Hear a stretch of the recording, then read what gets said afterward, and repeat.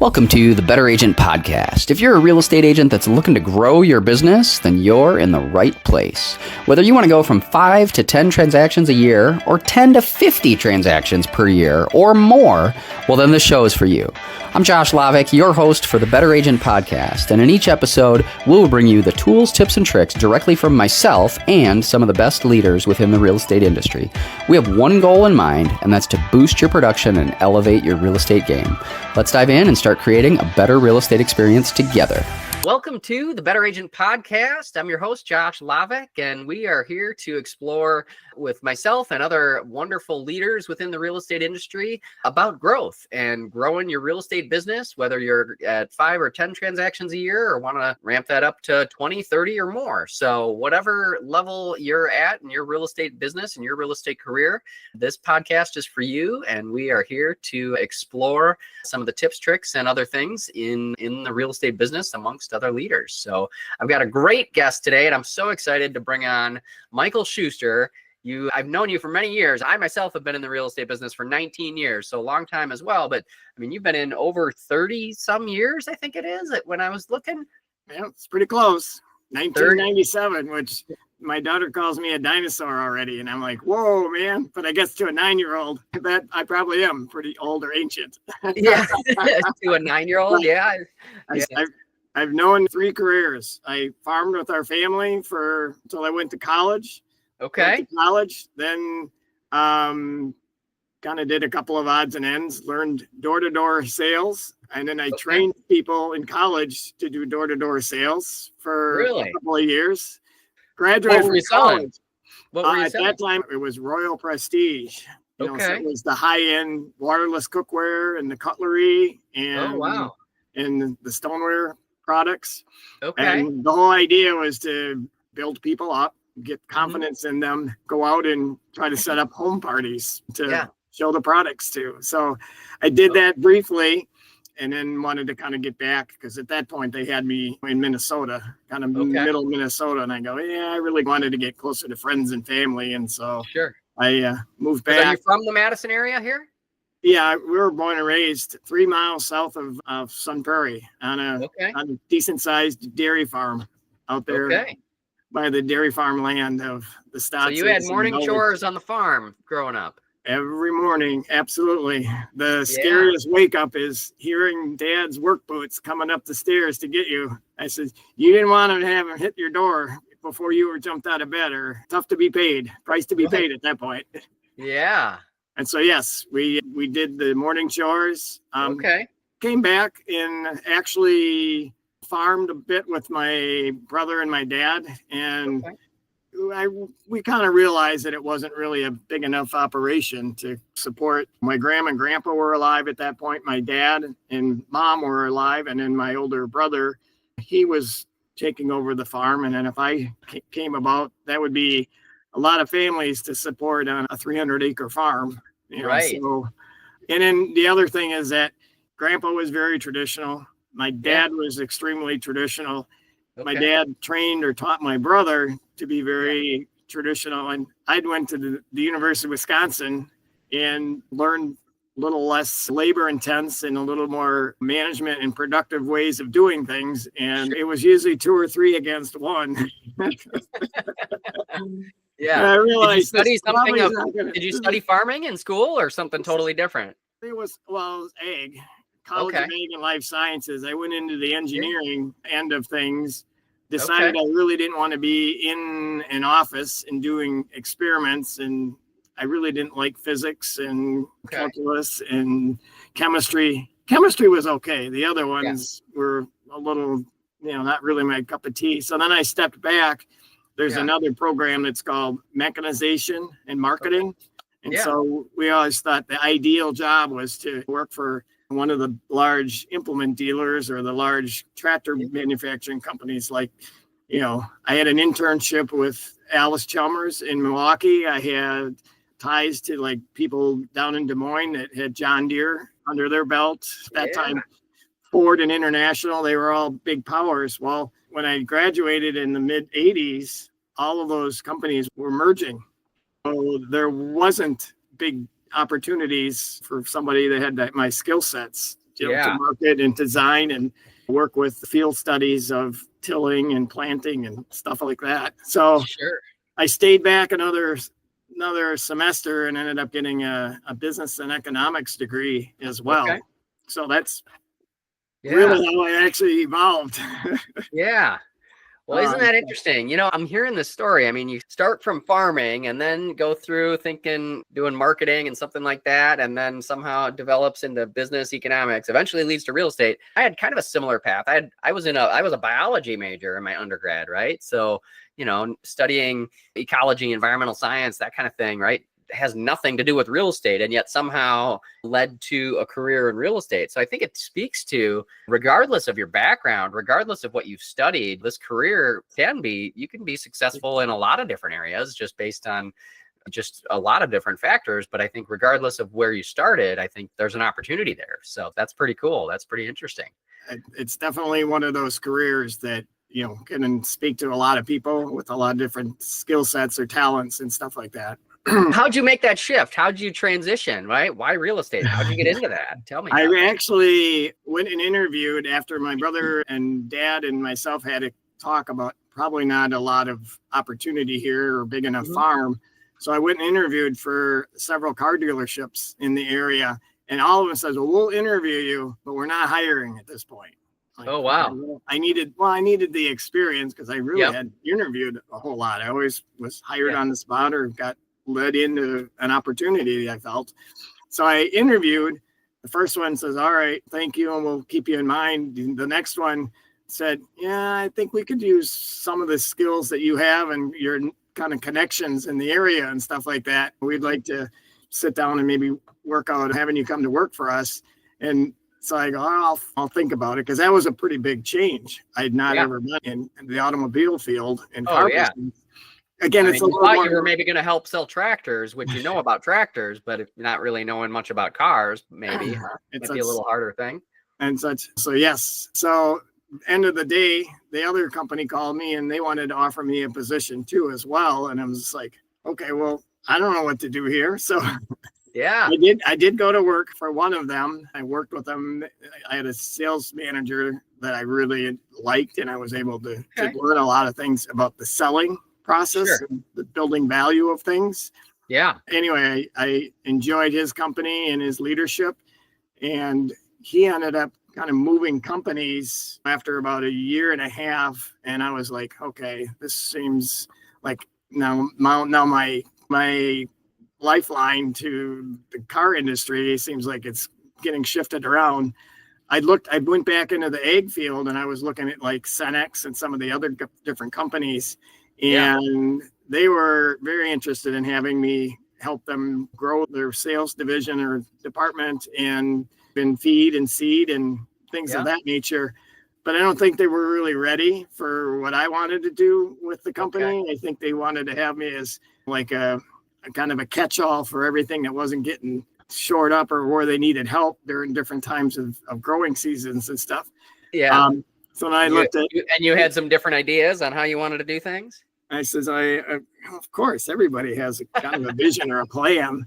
And I ended up, I actually interviewed, was going to take the midline section of Mitsubishi and Mack over here. I think it's right next to Capital City International. I don't remember the name of the company anymore. It was a whole big thing. They were going to have me lead up their mid lease vehicles that they happen to have had there. And they're going to put a new showroom up and have more inventory for me. The more and more I kind of asked them questions about timing of things and how this was going to go, I found out that, I don't think they're really committed to this either. So a colleague of mine actually said, well, Zimbrick's are actually hiring people.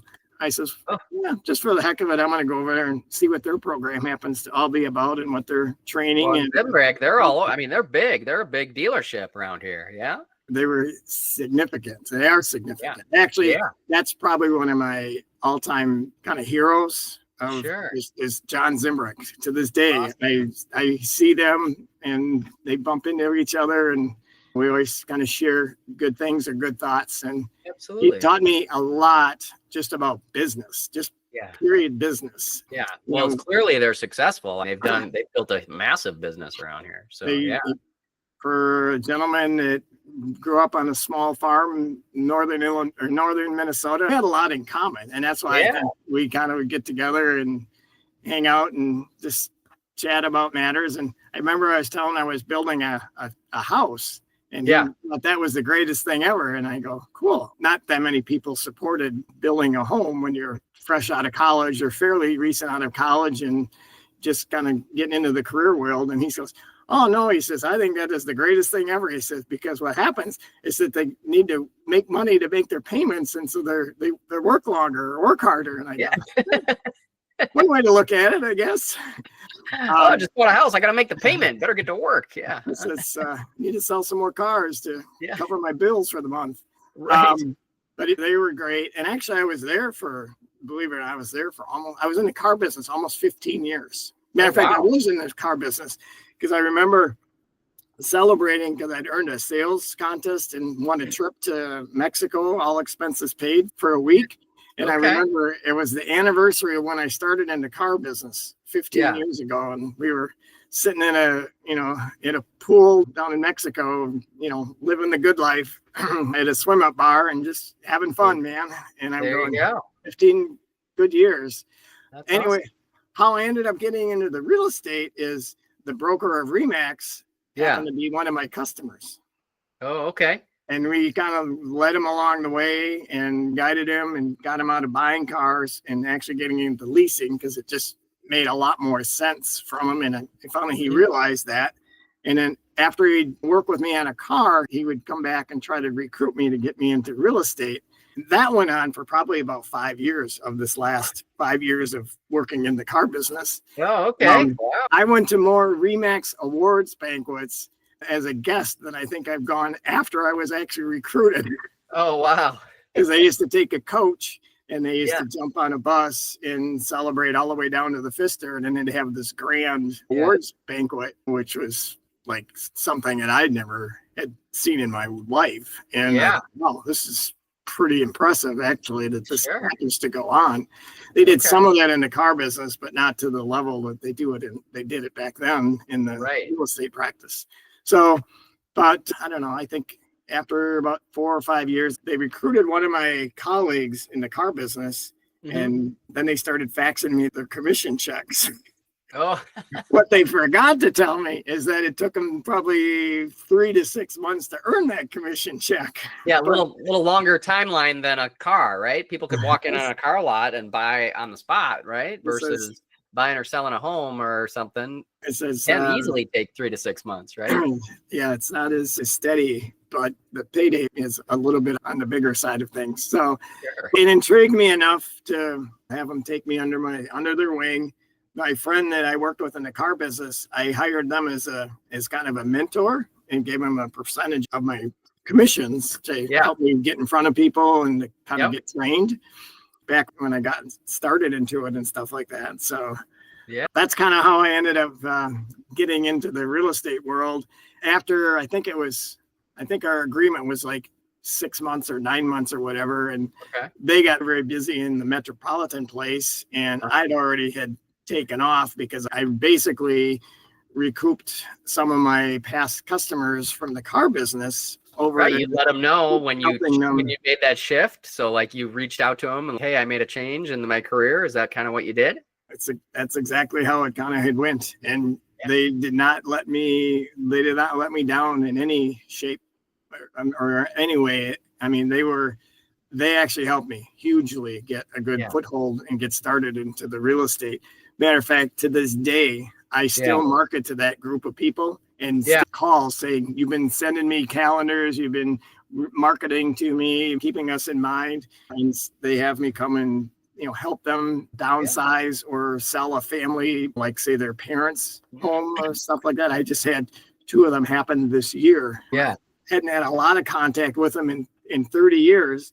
And here all of a sudden they're contacting me and remember me, I bought this and this over when you worked at Zimbrix, and you've been marketing to me and keeping us in mind, and no better person we thought than to have you come and help us. And I'm like, well, I think that speaks volumes to your heart and your integrity as a person, because if you did, since you did such a great job in one other area of their life with their car, and they still thought to use you as in this other area of life, like that speaks volumes to you as a person. And I know it's no secret, myself included, right? Much of my business and every top agent that I'm aware of, they have their core sphere of influence, people that do support them and do support their business because they do a good job for exactly those reasons, right? You treat people right, you do what's in the best interest of them, and they're automatically going to want to do business with you. Yep, exactly. Kudos and absolutely correct. That's what sustains you incredibly well in this particular business and changing environments and just having business continually to come to your doorstep and stuff like that. Yeah. And if you do it well and you're thorough with it and you always have their interest ahead of everybody else's, they understand it. And they also recommend family and other coworkers to come and at least talk to you so you get an opportunity to with them and stuff like that. So I've always been teased about that a little bit, taking way more than the time necessary to get the deal done and to get the sale closed. Yeah. And I just said, you know what, to me, that's part of it. But I says that for me, the bigger part is the experience of going through that process. That's very unique and can be very overwhelming, and kind of breaking it down and stepping them through it, letting them know what to expect at the next, step or level, and just kind of helping them, hand holding them and helping them through the whole steps or the whole process. Yeah. And they like the fact that you take the extra time to go over things with them and explain matters to them. Now, does it always work? I'll tell you, there's people that are heavy drivers that we don't actually do that as well with that, because I want to slow it down and make sure everything is understood and carry the details. And they just want to get the deal wrapped up and negotiated and done and move on to their next step. And I'm like, I've learned to adapt to that, but it took me a while because I always wanted to make sure I had everything covered. Yeah. That's a great point you mentioned, right? I mean, because that is a skill set, I think, that a good realtor, any good salesperson, I think, can do, is you really got to listen to your client and kind of tune in to their own personality, right? I mean, knowing if someone is maybe more of that driver personality, they want things and they want answers more quickly maybe than somebody that's maybe a little bit more analytical or wants to think things through. They maybe need more data, more information, or whatever. So I think having that skill set as an agent, I think, is extremely valuable. I know for myself, we've done a number of different trainings on that as well, to be able to meet the customer where they're at, with giving them the right tools and information that they need and treating them how they want to be treated, right? So I think that's an important skill set for any new agent or experienced agent, right, to develop and almost be a little more like a chameleon in some respects, right? In the sense that you want to, if you're trying to drive too hard for the sale, right, that's going to turn people off and also if they want to go maybe a little faster, right, if you're going too slow, that can also turn people off. And so you kind of got to adapt to your customer in a big way. So that makes a lot of sense. I mean, I've noticed that as well, at least in my career. So for sure. Yeah. I know I've talked myself past the sale many times before I learned that lesson. Yeah. But you just have to learn it and experience it. And then it becomes ingrained into you or part of you, because then you start seeing the signs and reading the body language and understanding it a little bit better. And it's not just in sales, it's really in relationships too, is to understand 100%. Personality types and stuff like that. We were taught basically in the back of your mind to analyze the personality type, find out if they're more people oriented or task oriented. Are they more aggressive or are they less aggressive? And once you understand or can basically answer those two questions, then you're well on your way of understanding how they want to be helped or handled. Yeah, totally. That's it. It is. It's especially, it seems like in this day, it seems like because people are so busy and they're overwhelmed with so much information. Oh, I know. Yeah. You got to be able to at least connect in with them somehow and kind of analyze a little bit of, how to best serve them. Because if you don't, your competitor will. Yeah. No, that makes a lot of sense for sure. So that actually makes me think of something you and I had talked about the other day that I'd like to shift the conversation to, is this idea of team building, right? Because I think part of something I've noticed over the years, right, is some real estate agents, a lot of real estate agents sometimes maybe would just be a single solo agent, just trying to do most of the tasks by themselves. But we've also seen sort of a proliferation and a development in terms of more of a team-based structure, and how you do get lots of different personalities, but there can be pros and cons to that. And how do you adapt, or how do you best serve the customer? And do you grow your team, or do you not grow your team? And how do you develop? I don't know. I'd be curious to hear maybe some of your insights on that, just what you've noticed over the years. Well, one of the things that I did early in my career, I was probably a year and a half into the business, maybe 2, I actually hired administrative people, which was unthinkable Unthinkable over 30 years ago, right? What agent had hired another person, right? This is to take care of a bunch of the admin stuff. Like I said, it was just forward thinking. It was not the skill set that I wanted to focus my day entirely on. I had other people that were better at that stuff and better at customer care, having the prompt timing to be able to respond to them because they're in the office and taking care of other admin things. Yep. So we ended up hiring admin people, and then eventually following that, we ended up hiring some agents as well and bringing them in under your wing and mentoring them, training them, and helping them cultivate leads and businesses and things like that. But everybody that I've actually ran basically through a mentoring process, I actually made them do the admin part for at least a year, so that they could understand the mechanics and the understanding and the steps of the sale, and also to help them put some prospects underneath their pipelines where they could start learning the skill sets of communicating with them and following up with them with important details, and then ultimately being in a little bit better position to thrive on their own on a commission-based, business like this. So it was kind of cool. I remember when they had the awards banquets for RE/MAX down in Milwaukee, there was numerous times that they'd have me speak just about that piece of it, what I felt about having a team, having help. At that time, the team was like 3 or 4 people. So that was a pretty big thing, or a pretty big deal. Yeah. It got almost so kind of exciting for me is that we had a small team that I was told to go to the awards banquet. I don't remember exactly what year it happened to have been, but I was up for an award. They didn't really tell me what award it happened to have been. Well, what it turned out to being, we were the number 3 team for RE/MAX for RE/MAX across Wisconsin in that particular year. And I'm watching all of these people take teams and go up and sit on the platform, because teams were evolving and developing. And I was like envied of how they managed everybody and how they broke up the workload and how they served customers and stuff like that. Actually, every one of them actually came back and was more interested in how I operated, because I had a team of 5 people and everybody else had 3 to 5 times the amount of people. And we were number 3 with just those few people. And they were trying to figure out, how on earth did you guys handle that volume of business and with this small of a skeleton crew of people and do such a great job? I'm like, so I was a little bit envious of them because they had a much bigger team than I. They were probably a little more envious of myself because of the volume of business that we had done with a small crew.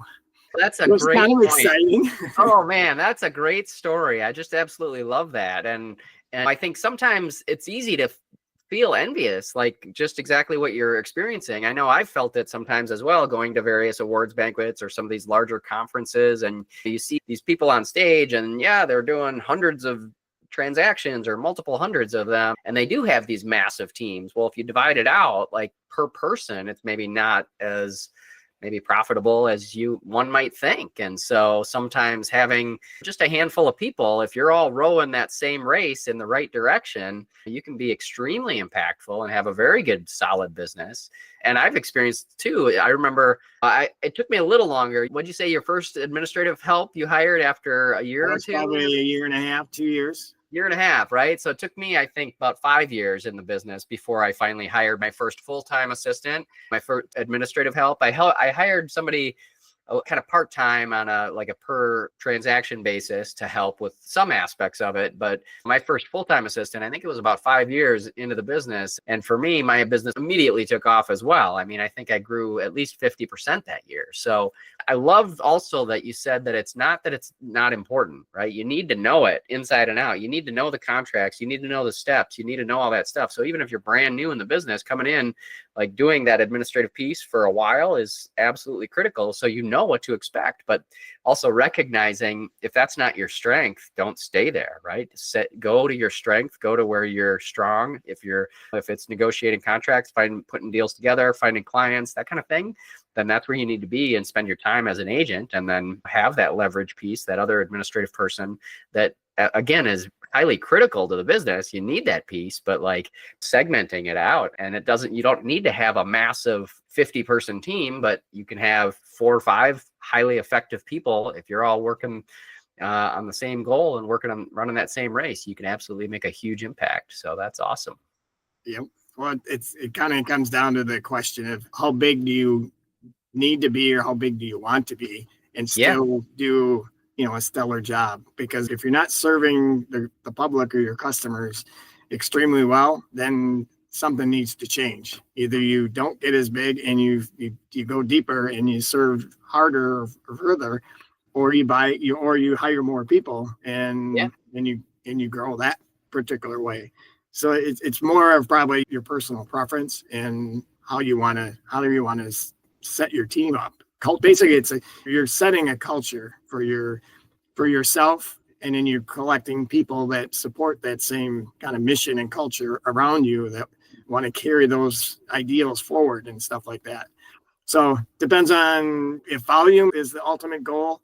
Yeah, obviously then you grow the team bigger. If personal service, everybody supporting one another, just having a real good communication and knowing each other very well, and knowing when you have a team, there's people that are doing well, and then there's people that are suffering. So you need to know, hey, I need to come in and support these people a little bit harder to get them through some rough patches so that they can get on the other side of this and get through it. Yeah. And that's just part of understanding your team. If you have a huge team, that's challenging to kind of keep everybody positive and feel that they're taken care of and they have what they need and they're served.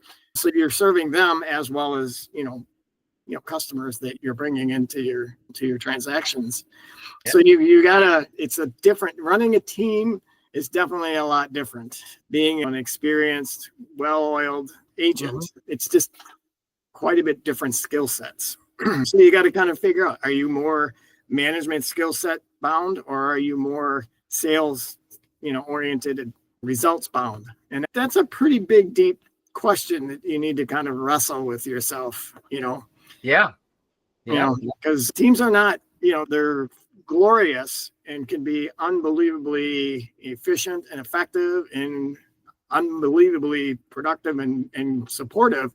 Yeah. But they also can be the flip side of that too. And it can happen in a real quick hurry if market changes, attitudes change, whatever, leads dry up.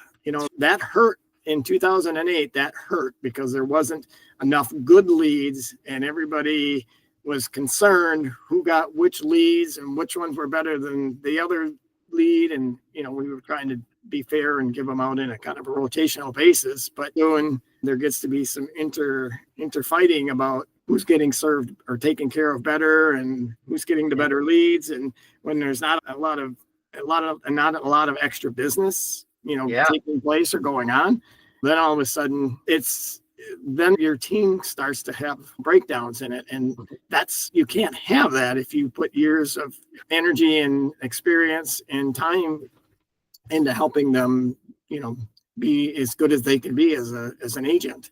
Yeah, for sure. So, Well, so we're kind of experiencing a little shift right now, right? We've seen interest rates rise, and our overall sales in our market is less. So there is kind of fewer opportunities, I think, out there. I mean, are you noticing? Well, maybe let me ask that differently. What do you think if I'm an agent in this market right now?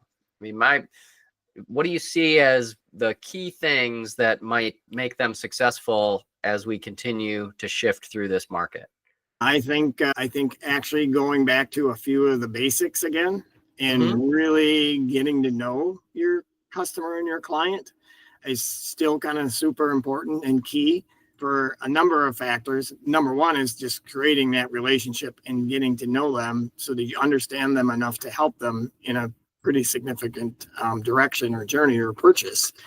I think the other is having technology and having staff that are able to basically serve to a higher level and a higher degree. It's nothing different than basically when we had to give the speech back in 2009 and 2010. I says, hey, sitting in an open house and being able to get leads that you can take to other properties and ultimately get a buyer and get them under contract, things are going to be different in this particular market. It's not going to come back how it was prior to 2008, where you could do that, get plenty of people and basically pick out 2 or 3 that you want to continue to call and follow up and serve. I says, you're going to need to be much more skillful with your following up and your communications to that particular person and stay in closer range with them. I think it's a similar thing that's kind of going on right now that still needs to take place. It's just different because now you have other tools and support that you can use and leverage to give them a wow experience. Yeah. With what you have. And that's what people are looking for and are expecting, is to have personalized care, personalized follow-up, knowing that, hey, I know they're looking out for my best interest at all angles and are thinking about it even before I'm thinking about it, type of thing. Yeah. So I think that's always been kind of an underlying detail, is making sure that your customer is put first and they feel that they're the most important in the transaction.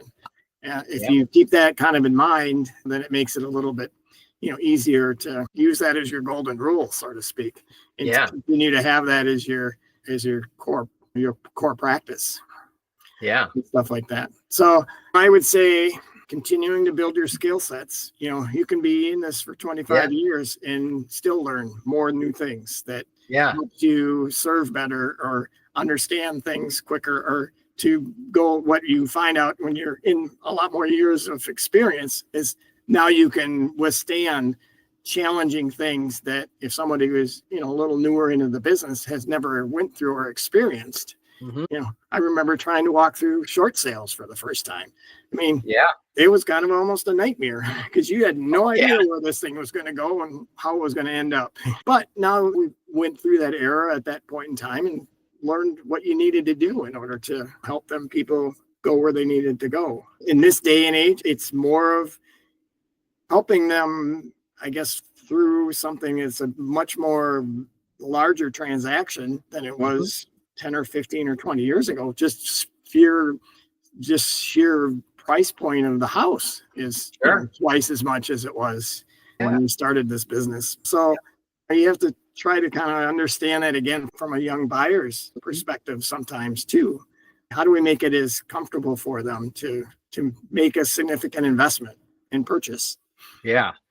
So you touched on some great things that I totally agree with. And in some ways, right, we talk about fundamentals, and it's just about listening to your customer, knowing your customer, but also following up. I can't tell you how many times too, and I just had this experience a couple days ago where I had met with somebody and they said they really appreciated my follow-up and how I just kept touching base with them. I think she had inquired about something and talked with a couple different agents, but like I was, I don't know, maybe more persistent or more just provided value in different ways and followed up with phone calls and emails and text messages, in lots of different ways. And I think at the essence, in some ways, right, it's back to the fundamentals of just staying in touch with people and listening and helping them, But yeah, it's a more digital world, right? We've got different social media messages, or we've got different modes of communication. We've got more digital tools to stay in touch, but also provide value in some ways. But as long as we got to be just listening to them and staying in touch with in a way that is personalized and does give them the value that they want to hear in a way they want to hear it, right? It's not just blasting out a million generic messages, right? That doesn't, you're not tuned into the customer, right? How can we tune into that customer, I think is hugely important. And as we move forward, I believe as well that it is going to be much more personalized to that and nuanced in a way that people want to hear and resonate with. Absolutely. I totally agree. And basically you need to find a way to communicate, and they need to, basically you've caught their attention and motivated them in a significant way. Yeah. We don't always know what that happens to be because you do it in many different avenues or facets. But if they resonate with you and align with you and what they're hearing from you, and you're consistency and steadiness is always kind of an ongoing underlying factor too as well. And I know that's not necessarily personalities of salespeople because they kind of, jump to different Maybe that's things. your farming background. That's that consistency. You got to get up, you do your chores, just get up and do it anyway. Come on. Think of it as growing wheat or something like that. You start out fertilizing the soil, then you till the soil, then you sow the seed, then you wait and hope that Mother Nature gives it rain and sun, and then you wait more for it to grow. You keep going and you stay going and keep going and be persistent. The and then reward at the end of the fall, you have a big harvest. Exactly. A big harvest. So, I mean, that's one philosophy. I mean, I'm sure there's other ways that people, like to operate, but I think, in sales, especially when you start getting into the bigger ticket sales like this, I says you do need to probably connect with them in a significant way where they trust you pretty implicitly and are, want to hear your guidance and you have your experience help guide them. And I think if you do a good job with that, then that creates just a better relationship. It creates a more loyalty. It has them coming back to ask you good questions because that's part of it as well. You can't read their minds. No. So you have to ask them questions that help you better feel for that particular customer. But you want to open it up and have them trust you enough where they're asking you good questions as well that help them understand the process. Absolutely. Well, very cool. Well, we've talked at length here at a variety of topics, and I don't know if there was anything else, one last thing maybe you wanted to touch on, or anything that we maybe missed, or something you wanted to bring up before we kind of wrap things up here today. No, like I said, I think for agents that are out there looking at growing their business and having this as a career, one of the things to keep in tune or in touch is that real estate is multifaceted and multi-dimensional. I've done anything and everything from doing some land divisions to help farmers get a little better price for their land when it's a selling of a family farm. I've done things where I've developed some acreages and land and got into that a whole bunch. You can't do it all. I tried to do it all just to kind of learn it so that I could understand it and know it and help my base of information grow. But you can specialize in different areas and aspects of it and still do really well, just trying to focus on that particular market or that kind of specialty. Obviously, you want to have several specialties probably because you want to be a little bit diverse in case market changes or shifts a little bit. But there's plenty of opportunity for people that enjoy other people and wanting to help other people and help learn the steps to help people with a significant move. Hey, when I did it in the car business, it was ultimately rewarding when you knew you had the new car that was the right fit for their family and it was going to get them traveled safely and they were very proud and excited about driving it off the lot. And it's even exponentially more when you do that and when you help somebody find the right house, probably a tough journey because they had things that came up along the way or things that just needed to be solved and resolved as we went along on that journey. But the end thing that keeps you kind of excited about it is the joy and the happiness and the good works that you do to help people get the home they really want, that also becomes a safe place for their family and a good investment, especially in this market where they continue to appreciate. So I know, yeah, real estate's definitely been a good investment over the last few years. That's for sure. Definitely been impactful for a lot of people. And yeah, it can be 100% a very rewarding career. I know that's certainly some of what you touched on. I love about this business, just the variety, right? Every property is different. Every transaction's different. Every client's different, which I think keeps it interesting enough. And there's lots of different opportunities, lots of different ways to be successful, whether you hone in on a single niche or maybe have a couple different niches, but finding what your niche is and what you do resonate with and want to become an expert in is kind of up to you as an agent and what you decide to do with that. And so there's lots of opportunities out there. And as long as Michael's words in mind of doing what's right for the customer and being patient enough to reap what you sow through the process, I think you absolutely can grow your business. And Michael, I just really appreciate you coming on our podcast today and dropping lots of nuggets and lots of wisdom here today.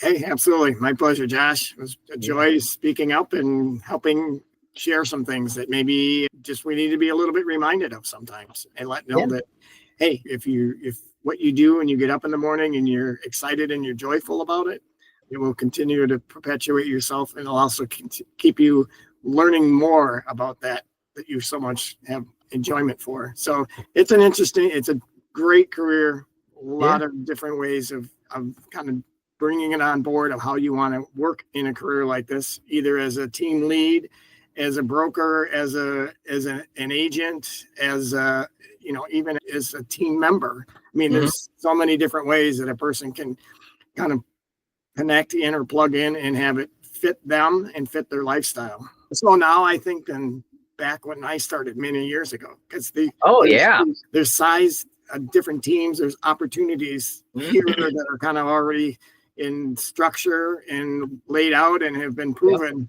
that we were actually forging those paths many years ago. So now there's some outlines for that, and that's good for our business, and it's good for people wanting to get into our business and thrive in our business.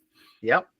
No, I definitely agree with that. There's lots of opportunities, and finding ways to plug in that resonates well with you is a little bit easier. Yeah, I think even that whole team concept we talked about, right? That was when I started in the business in 2005. It was hardly any teams out there even at that time. So, but anyway, lots of different ways to do it. And we continue to evolve and we continue to grow and get better and better every day, which is my goal with this podcast and my goal for people out there that are listening to hopefully pull away a few nuggets and a couple of learning opportunities from our show today and can help you improve your own business. So, well, Michael. Thanks, Josh. Appreciate you doing this and helping others out there as well. Hopefully the inspiration to them as well. Absolutely. Well, thank you. Thanks again. You're very welcome. My pleasure. All right. Take care. Best wishes. All right. Well, you're watching the Better Agent Podcast. I'm your host, Josh Lovick, and tune in next time for some more nuggets and wonderful special guests. Have a great day. Thanks for tuning in to the Better Agent Podcast. I hope you found today's insights valuable. Don't forget to subscribe and leave a review if you enjoyed the show. Stay tuned for more tips, Q&A sessions, and sneak peeks into our 21-day challenge. To get full access of our show notes and more details on the 21-day challenge, go to abetterrealestateexperience.com. Keep striving for greatness, and I'll see you on the next episode.